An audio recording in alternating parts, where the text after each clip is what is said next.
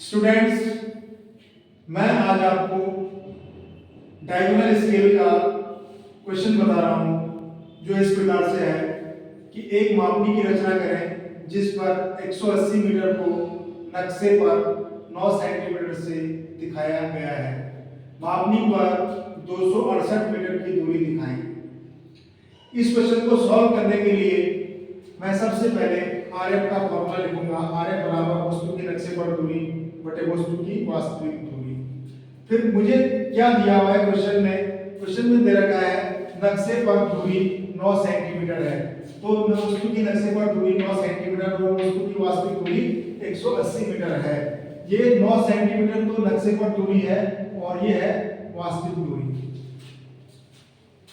फिर मैं एक चीज जानता हूं कि 1 मीटर बराबर 100 सेंटीमीटर होता है। ये दोनों मान नक्शे पर दूरी और वास्तविक दूरी को मैं इसे समीकरण 1 मान लेता हूं।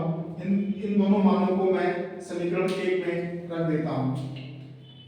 यहां पर मैंने 9 सेंटीमीटर रख दिया और उसके बदले नीचे 180 मीटर रख दिया।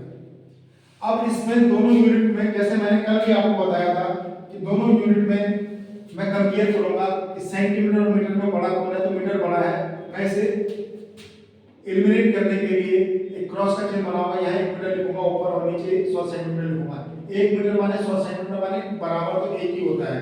फिर मैं क्या करूंगा, मीटर से मीटर को कैंसिल कर दूंगा, सेंटीमीटर से सेंटीमीटर को कैंसिल कर दूंगा और फिर मेरा आ जाएगा ये 9 से इस 18 को काट दूंगा तो 2 बार कटेगा, तो 18 1 और 2 जीरो ये तो 3 जीरो आ जाएंगे, 1/2000 आरएफ आ जाएगा। अब मैं जानता हूं मापनी की लंबाई का जो फॉर्मूला है वो होता है मापनी की लंबाई या एलओएस, जिसे हम कहते हैं एलओएस बराबर होती है आरएफ गुणा अधिकतम पड़ी जाने वाली दूरी।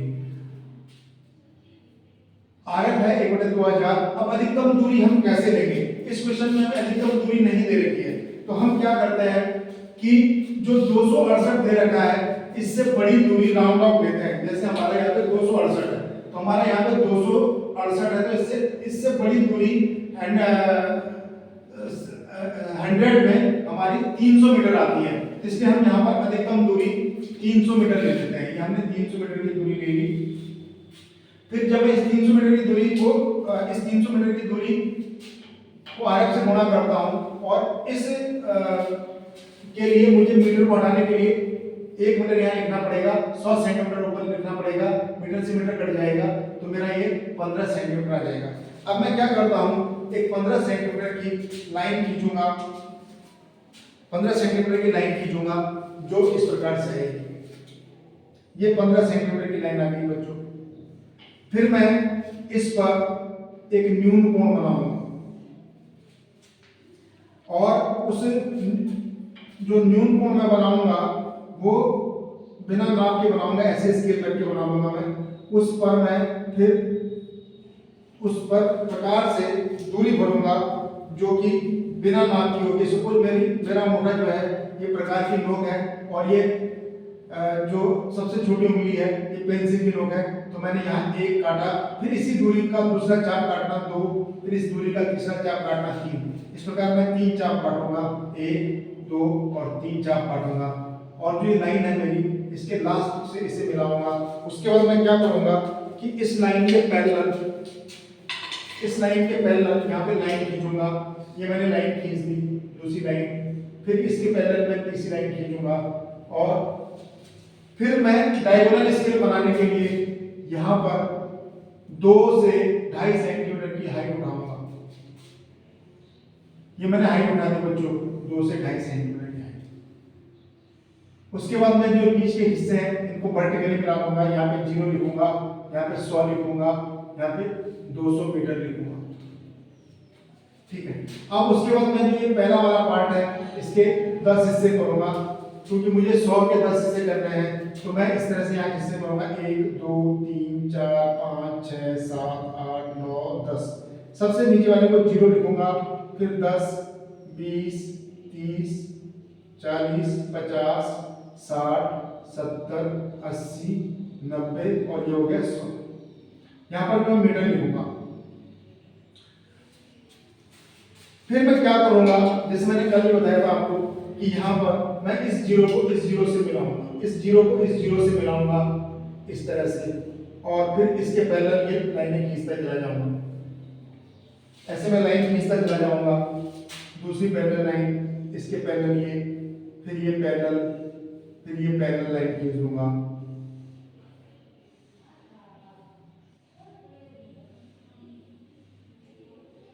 ये पैरेलल लाइन खींच दूंगा। उसके बाद मैं यहां पर एक न्यून कोण और बनाऊंगा, एक न्यून कोण और बनाऊंगा, इसको मैं मिटाऊंगा, एक न्यून कोण और बनाऊंगा जो इस तरह से होगा। इस न्यून कोण के मैं फिर 10 हिस्से करूंगा, 1 2 3 4 5 6 7 8 9 10। यहां पर मेरा ये 0 होगा, पहला हिस्सा 0 होगा। अब ये 10 मीटर, तो इसलिए एक एक मीटर के हिस्से होंगे, 1 2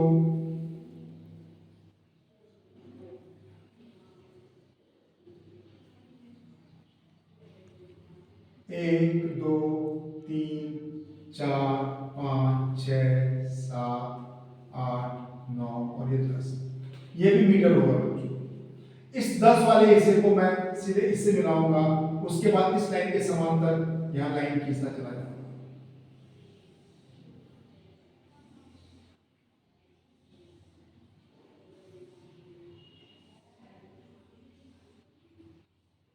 ये समांतर लाइन खींच दूंगा।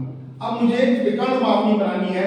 ये डायगोनल स्केल है क्योंकि इसमें 3 यूनिट है, एक है 200, दूसरा है 60, 200 मीटर, 60 मीटर और 8 मीटर।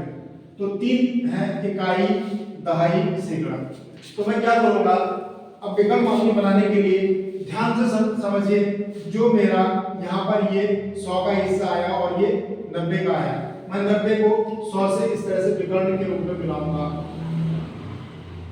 ये आया, फिर इसके बाद मैं इसके समांतर, ठीक इसके समांतर यहाँ दूसरे से मिलाऊंगा, ये दूसरा आया, फिर इसके समांतर तीसरा, इस तरह से मैं सारे विकर्ण मिला दूंगा।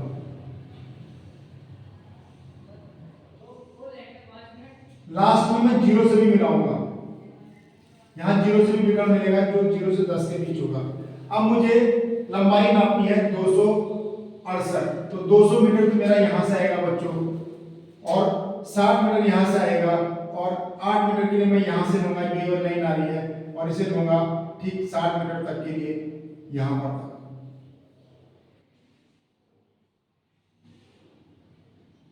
ये आई 8 मीटर वाली लाइन, और ये आई मेरी 60 वाली लाइन।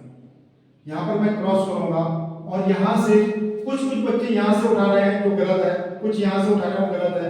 इसे मुझे सीधे यहीं से उठाना, वर्टिकली ऊपर उठाना है।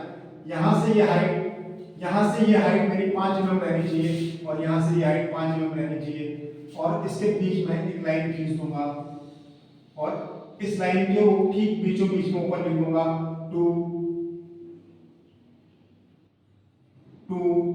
6 8 मीटर, 268 मीटर। इसके ऊपर मैं RF लिख दूंगा, RF बराबर 1/2000, 1 2 3। इसके बाद मैं इसमें LOS लिखूंगा, ठीक इसके सामने यहाँ पर एक लाइन खींचूंगा, ठीक इसके सामने यहाँ पर एक लाइन खींचूंगा, और इसको मिला दूंगा, और यहाँ पर मैं लिख दूंगा LOS बराबर 15 सेंटीमीटर। ये विकर्ण मापनी का क्वेश्चन है।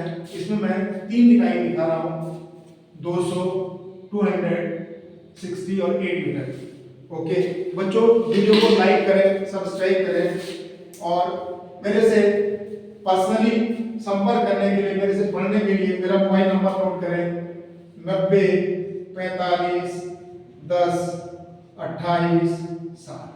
ये मेरा मोबाइल नंबर है। इस नंबर पे आप मुझसे पर्सनली संपर्क कर सकते हैं और अपनी कोई भी क्वेरीज पूछ सकते हैं। Okay, thank you.